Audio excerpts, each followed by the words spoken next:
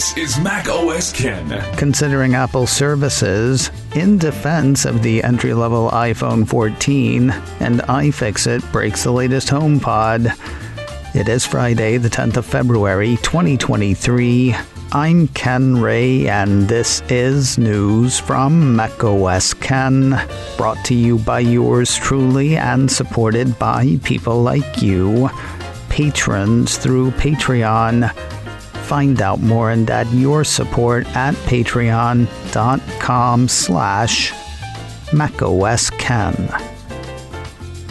While the Apple watching world worries over the Cupertino Company's services segment, an interesting piece from the financial news site Finbold, which I found thanks to Apple Insider. According to Finbold, Apple services now generate more revenue than Nike and McDonald's combined. The piece tracked Apple services revenue coming in at $79.4 billion for 2022. That eclipsed such Fortune 500 companies as Boeing, with recorded revenue of $66.6 billion last year, Intel with recorded revenue of $63.1 billion, Nike with recorded revenue of $49.1 billion, American Airlines with recorded revenue of $49 billion, Coca-Cola with recorded revenue of $42.3 billion, Netflix with recorded revenue of $31.6 billion, and McDonald's with recorded revenue of $23.2 billion. All of these were beaten, let me reiterate, just by Apple services. Finbold focuses on Apple's homegrown services like Apple Fitness Plus, Apple TV Plus, and Apple Music. It makes sense. They all have Apple in their name. Still, the site does not mention the over 935 million paid subscriptions the Cupertino Company touted on its first quarter fiscal year 2023 earnings call. The vast majority of those are believed to be subscriptions to third-party services processed through Apple's App Store, and from which Apple takes a cut. Either way, the piece sees Apple's shift toward services as a successful move, creating a steadier source of revenue and insulating its earnings growth from the swings affecting its manufacturing unit. The way Finbold sees it, with its focus on services, Apple has been able to mitigate the impact of declining iPhone sales and maintain its profitability and growth despite the competitive market environment. As well as Apple's services segment is going right now, gather ye rosebuds while ye may be a thing Apple thinks about from time to time.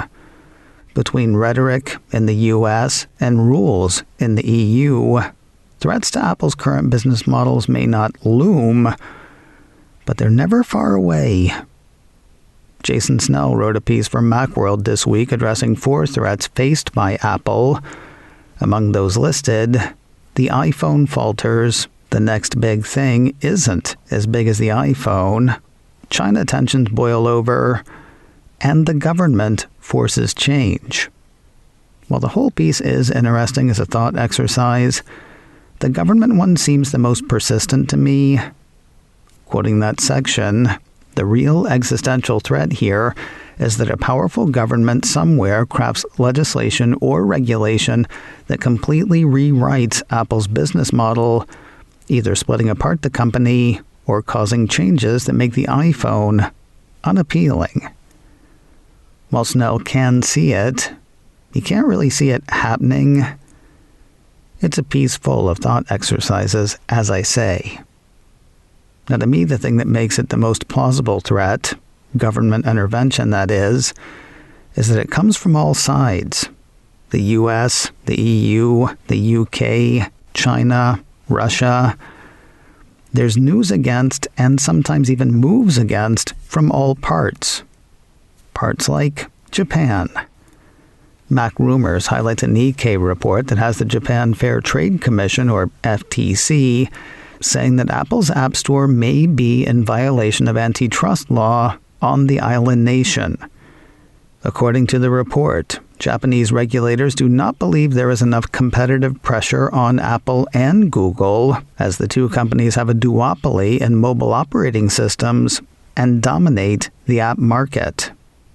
Authorities in Japan are said to have a few requests for the Cupertino company.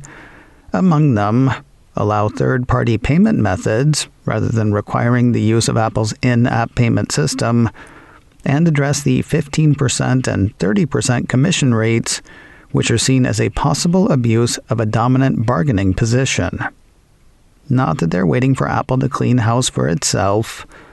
MacRumors says the body is calling for further regulation to suppress anti-competitive behavior, and said that it plans to work with the Government Council on Digital Competition on new laws. Roughly 5 months after its introduction, an interesting take on iPhone 14. A piece from 9 to 5 Mac has Apple arguing that the entry-level iPhone 14 is more powerful than the iPhone 13 Pro. That is despite the fact that they both use the same A15 processor. Speaking with the Sydney Morning Herald, iPhone design director Richard Din makes the case, saying it has to do with the casing. According to the designer, the central structural plane helps to dissipate more heat across the entire surface more consistently. In other words, it doesn't have to limit itself as much to prevent overheating. But wait, there's more. Din lists a few other features that make the 14 better than the 13 in his estimation. These include weight reductions, cheaper and easier repairability, and longer battery life, according to the Herald. Additionally, the piece has the designer saying Apple was able to deliver a larger main camera than last year's Pros, with a bigger sensor, better low light performance, and there's a brand new ambient light sensor in the back. Now, frustratingly, the piece swerves back and forth between saying iPhone 13 and addressing iPhone 13 Pro specifically. It also struck me as kind of odd at first that Apple is doing this now. Why not push the base level 14 back around the holidays when Apple and Foxconn couldn't get enough or make enough iPhone 14 Pros? Then I remembered all the economic uncertainty that might be keeping would-be buyers on the sidelines today. An interview with one of the phone's designers saying, "You're getting more for less," could be pretty well timed. Breaking things so you don't have to, that is the iFixit way. MacRumors says the disassemble-reassemble experts have opened their toolkit to open Apple's second-generation HomePod. On the outside, the first and second-generation machines are practically identical. On the inside, no, they're not the same. The piece says Apple has given the updated version a more reparable design that uses less adhesive. With the original HomePod, MacRumors says iFixit had to resort to special cutting tools, but the new version does not have as much glue and is easier to get into.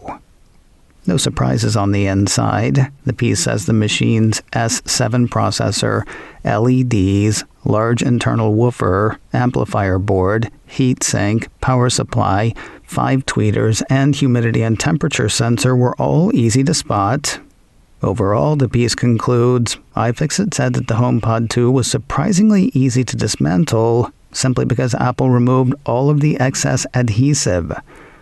Those who want to repair their own HomePods should be able to do so. You know, once you can actually get one. Ordering through Apple today, you're looking at delivery between the 1st and 2nd week of March. If you want to watch somebody take a perfectly good one apart, iFixit has posted a video of its teardown on YouTube. If you're in the market for a like-new iPad, point your browser toward Apple's Refurbished store. The piece from MacRumors says that store is now playing host to the 6th generation iPad mini and the M1 iPad Pro. According to the site, the refurbished iPad mini starts at $419 for the 64GB model, an $80 discount off the new price. Going bigger on storage means bigger savings, with a refurbished 256GB model selling for $549. That is $100 less than buying a new unit. The compares on the iPad Pro are a bit more difficult. Models available on the Refurbished store sport Apple's M1 processor, while the latest iPad Pro units sport the M2. Older tech does mean lower prices, though. The refurbished 11-inch iPad Pro starts at $639, a discount of $160 versus the starting price for the current model. The 12.9-inch refurbished device starts at $889, $210 less than the starting price of the latest 12.9-inch machine. Again, though, it's not a one-to-one comparison. So, be ready to do some serious comparing. And finally today, add another huge name to the Apple TV Plus series Tehran. The Cupertino streamer issued a press release this week announcing the addition of Hugh Laurie to the series. If you've forgotten about the show, the release says Tehran follows Tamar, a Mossad hacker agent who infiltrates Tehran under a false identity. After going rogue at the end of Season 2 and reeling from the loss of her closest allies, in Season 3, Tamar must find a way to reinvent herself and win back the Mossad's support, if she is to survive. So for Mr. Laurie, I'm thinking less Blackadder, more House, less Jeeves and Wooster, more The Night Manager. Seasons 1 and 2 of Tehran are available to stream now on Apple TV+.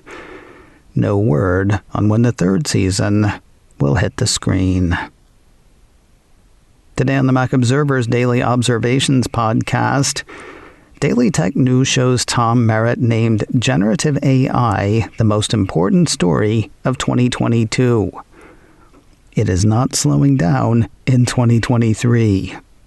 He joined me to talk about this week's announcements from Microsoft and Google and what's going on with Apple and AI. All of that and more on the Daily Observations podcast from the Mac Observer, online at macobserver.com or wherever you get podcasts. macOS Ken, brought to you by me and supported by people like you, patrons through Patreon. Find out more and add your support at patreon.com/macOSKen. Advertising handled by Backbeat Media, online at backbeatmedia.com. You can reach me a couple of ways. Info at macosken.com or call 716-780-4080. Until next time, that is news from macOS Ken. I'm Ken Ray.